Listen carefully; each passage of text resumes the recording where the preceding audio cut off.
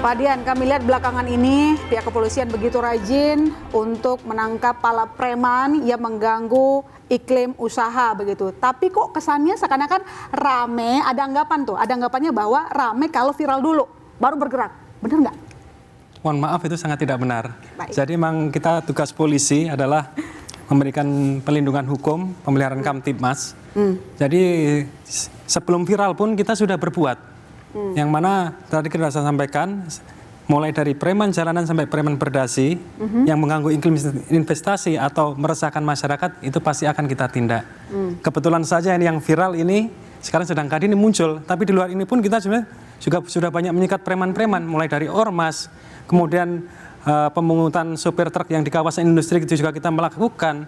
Calo tenaga kerja, itu kita sudah lakukan semua. Cuma mungkin beritanya kalah viral dengan yang Adin ini. Yang jadi pertanyaan juga nih Pak, soalnya ini kok PSN ini kan proyeknya pemerintah, prioritas, tapi ditindak setelah viral dulu.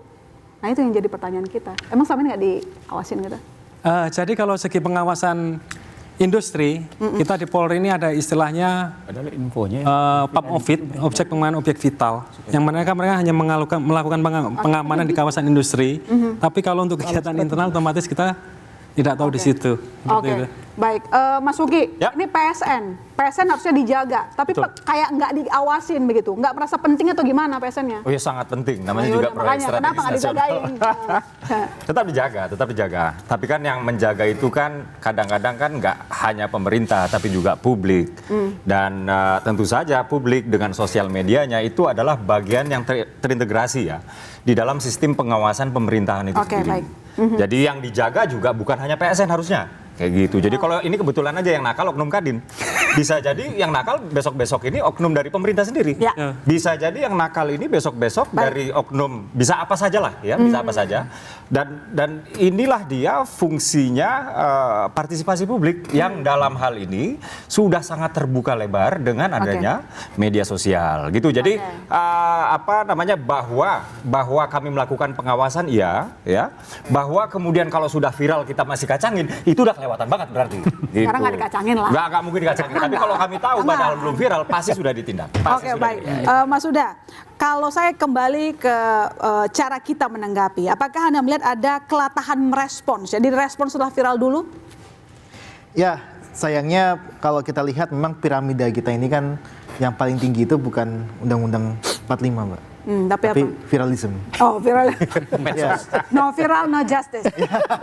Ya, nah ini bukan kita yang mengatakan saja, tapi masyarakat yang memang sudah ya beranggapan bahwa ketika tidak viral, ini tidak akan ada tindakan dari aparat. Yang pertama seperti itu.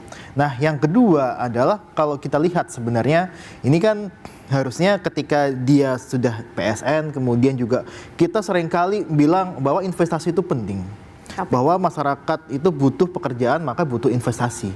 Tapi masalahnya adalah kita tidak bisa mencegah praktik premanisme, praktik yang seperti kemarin pemerasan dan sebagainya.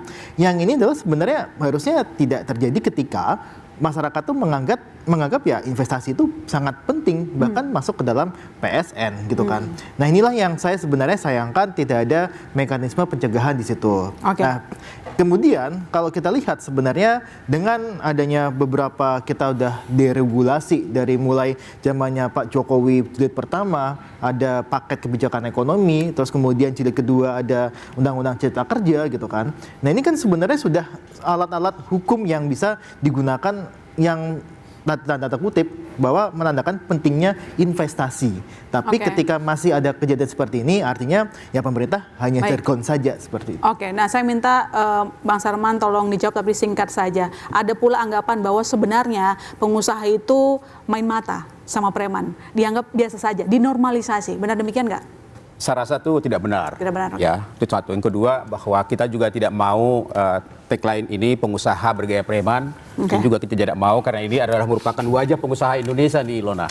Yang jelas bagi kami adalah bahwa ini adalah merupakan yang pertama dan terakhir di Kadin. Kami akan lakukan pembinaan, kami akan lakukan pemberdayaan bagaimana strategi-strategi para pengusaha-pengusaha lokal yang ingin minta pekerjaan dalam satu investasi di daerah itu dengan cara-cara yang baik, dengan cara-cara prosedural, dengan cara-cara mengikuti apa yang menjadi aturan-aturan mereka. Tidak boleh dengan cara-cara seperti tadi itu, apalagi terkesan seperti memelakkan. Saya rasa itu bukan merupakan bagian daripada etika daripada Kadin dalam hal ini. Jadi ini adalah pembelajaran berharga bagi Kadin, dan kita ke depan mari kita ciptakan pengusaha-pengusaha kita yang profesional, pengusaha-pengusaha yang mampu memberikan rasa nyaman kepada investor yang ada di Indonesia. Ya, bukan malah nambah buruk gitu situasi. Betul. Mas Samsul, silakan simpulannya gimana, kira-kira apakah Satgas saja sudah cukup, setelah Satgas dibentuk apa yang harus dilakukan? Yang paling penting adalah mengubah paradigma kita semua,